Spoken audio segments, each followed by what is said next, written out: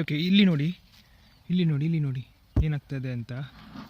ಇಲ್ಲಿ ನೊಣಗಳು ಗಂಡು ನೊಣವನ್ನು ಸಾಯಿಸ್ತಾ ಇದ್ದೇವೆ ನೋಡಿ. ನಿನ್ನೆ ನಾನು ಇದು ಪೆಟ್ಟಿಗೆ ಸರಿ ಮಾಡಿದಲ್ವಾ, ಅಂದರೆ ಎಲ್ಲ ಫ್ರೇಮನ್ನು ಸಪ್ರೇಟ್ ಮಾಡಿ ಒಂದೊಂದಾಗಿ ಇಟ್ಟದಲ್ವಾ. ನಾನು ನಿನ್ನೆ ರಾಣಿ ಗೇಟ್ ಹಾಕಿದೆ ಆಯಿತಾ. ಯಾಕಂದರೆ ನನಗೆ ಹೆದರಿಕೆ ಇತ್ತು, ಅಂದರೆ ಎಲ್ಲ ಕುಟುಂಬ ಡಿಸ್ಟರ್ಬ್ ಮಾಡಿ ಈಗ ಇವರು ಓಡಿ ಹೋಗುವ ಚಾನ್ಸಸ್ ಇದ್ದರೆ ಮೀನಿ. ಹಾಗಾಗಿ ನಿನ್ನೆ ಸಂಜೆ ರಾಣಿ ಗೇಟ್ ಹಾಕಿ ಇಟ್ಟೆ ಆಯಿತಾ. ನೋಡಿ, ಈಗ ನಾನು ಶುಗರ್ ಫೀಡಿಂಗ್ ಕೊಡಲಿಕ್ಕೆ ಅಂತ ಬಂದದ್ದು.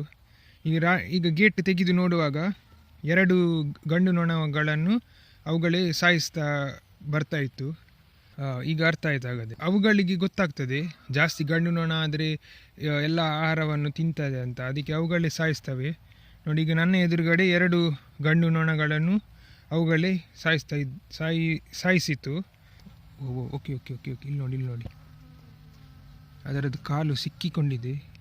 ಆಯಿತು. ಹಾಗಾದರೆ ಈಗ ಕೆಳಗೆ ನೋಡಿದರೆ ಬಾಳೆ ಗಿಡದ್ದು ಹಗ್ಗವನ್ನೆಲ್ಲ ಕ್ಲೀನ್ ಮಾಡ್ತಾ ಇದೆ ನೋಡಿ. ನಾನು ಶುಗರ್ ಫೀಡಿಂಗ್ ಕೊಡಲಿಕ್ಕೆ ಬಂದದ್ದು ಇದಕ್ಕೆ ಮತ್ತು ಅದಕ್ಕೆ. ಇದರದ್ದು ಕೆಲಸ ಆಯಿತು ಸಪ್ರೇಟ್ ಮಾಡಿ, ಇನ್ನೂ ನಾನು ಓಪನ್ ಮಾಡಲಿಲ್ಲ, ನೋಡ್ತೀನಿ. ಆದರೆ ಶುಗರ್ ಫೀಡಿಂಗ್ ಏನಂದರೆ ಇವತ್ತು 2:1 ಆಯಿತಾ. 2 ಲೋಟೆ ಶುಗರ್ ಸಕ್ಕರೆ, 1 ಲೋಟೆ ನೀರು ಹಾಕಿ ತಂದಿದ್ದೇನೆ. ಸ್ವಲ್ಪ ಸ್ಟ್ರಾಂಗ್ ಆಗಿ ಮಾಡಿದ್ದೇನೆ. ಮತ್ತು ಈ ಪ್ಲೇಟಲ್ಲಿ ಹಾಕ್ತೇನೆ ಆಯಿತಾ. ಯಾಕಂದರೆ ಇದು ಪ್ಲೇಟ್ ನೋಡಿ ತುಂಬ ಹೀಗೆ ಫ್ಲ್ಯಾಟ್ ಉಂಟು.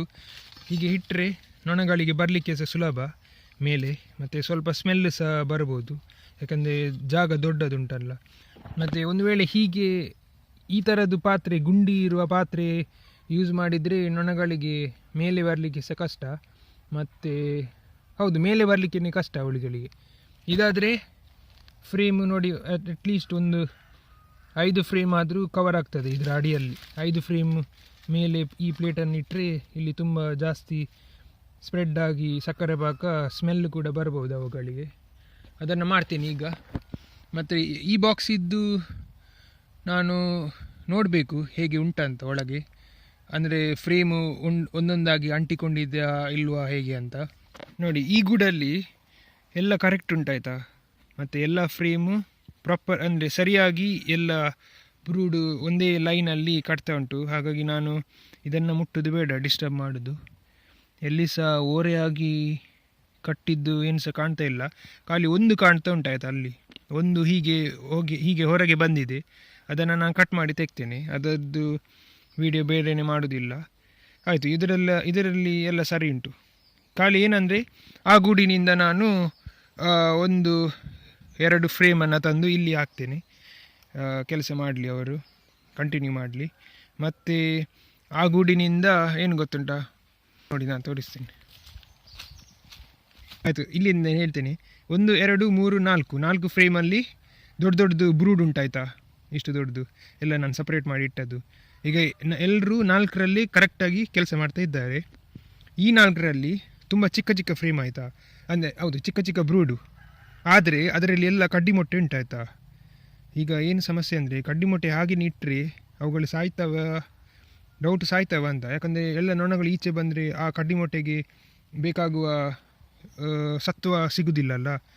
ಹಾಗಾಗಿ ನಾನೇನು ಮಾಡೋದಂದರೆ ಇನ್ನು ಮಧ್ಯದಲ್ಲಿ ಹೋಗಿ ಇಡೋದು ಬೇಡ ಅಂತ.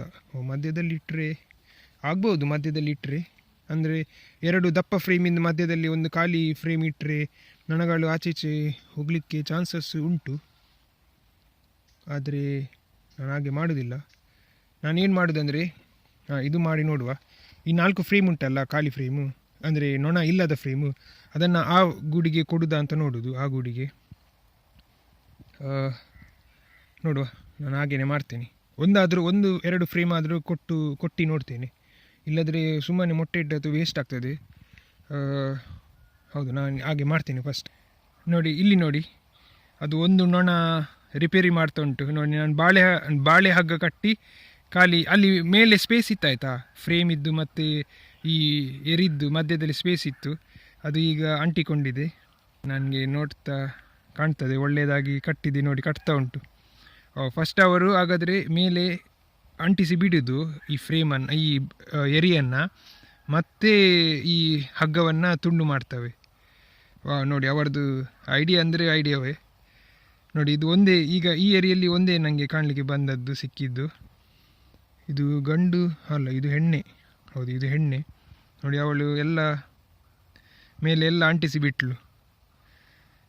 ವಾವ್, ನೋಡಿ, ಇದು ಒಂದು ಕಾರಣ ನಾನು ಜೇನು ಕೃಷಿ ಮಾಡಿದ್ದು. ಯಾಕೆಂದರೆ ಅಂದರೆ ಇದು ಕಲಿಯುವುದು ಯಾಕೆಂದರೆ ನಮ್ಗಿಂತ ಜಾಣರು ಅವರಿದ್ದಾರೆ.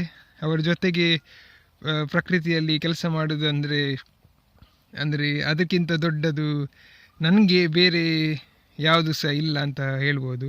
ಹಣ ಮಾಡುವ ಬಗ್ಗೆ ಅಲ್ಲ. ನೋಡಿ, ಈ ಕೆಲಸ ಎಲ್ಲ ಅಂದರೆ ಪ್ರಕೃತಿಯಲ್ಲಿ ಈ ಥರ ಜಾಣು ಅಲ್ಲ, ಈ ಥರ ಇಂಟೆಲಿಜೆಂಟ್ ಇರುವ ಏನು ಪ್ರಾಣಿಗಳು ಮತ್ತು ಈ ನೊಣಗಳು ಇವುಗಳು ತುಂಬ ಇಂಟೆಲಿಜೆಂಟ್ ಇದ್ದಾರೆ ನಮಗಿಂತ. ಅವುಗಳ ಜೊತೆಗೆ ಕೆಲಸ ಮಾಡೋದಂದರೆ ಅದು ನಂಗೆ ಗೊತ್ತಿಲ್ಲ, ಹೇಳಲಿಕ್ಕೆ ನನಗೆ ಕರೆಕ್ಟ್ ವರ್ಡ್ ಸಹ ಬರೋದಿಲ್ಲ. ಹಾಗಾಗಿ ಒಂದು ಕಾರಣ ಹೌದು ನಾನು ಜೇನು ಕೃಷಿ ಯಾಕೆ ಶುರು ಮಾಡಿದೆ ಅಂತ. ಜೇನು ಸಾಕಾಣಿಕೆ ಕೃಷಿ ಅಲ್ಲ, ಕೃಷಿಗೆ ಹೋಗಲಿಕ್ಕೆ ಉಂಟು ನನಗೆ. ಆದರೆ ಫಸ್ಟ್ ಸಾಕಾಣಿಕೆ ಒಂದು ಕರೆಕ್ಟ್ ಮಾಡಿ ಬಿಡುವ ಅಂತ ತುಂಬ ಒಳ್ಳೆ ಮಾಡಿ ಕಟ್ಟಿದೆ. ನೋಡಿ, ಈಗ ಸಹ ಕಟ್ತಾ ಉಂಟು. ಇರಲಿ, ನಾನು ಡಿಸ್ಟರ್ಬ್ ಮಾಡೋದು ಬೇಡ. ಆಯ್ತಾಗ ನಾನು ನಿಮ್ಮನ್ನು ಇನ್ನೊಂದು ವೀಡಿಯೋದಲ್ಲಿ ಸಿಗ್ತೇನೆ. Thank you.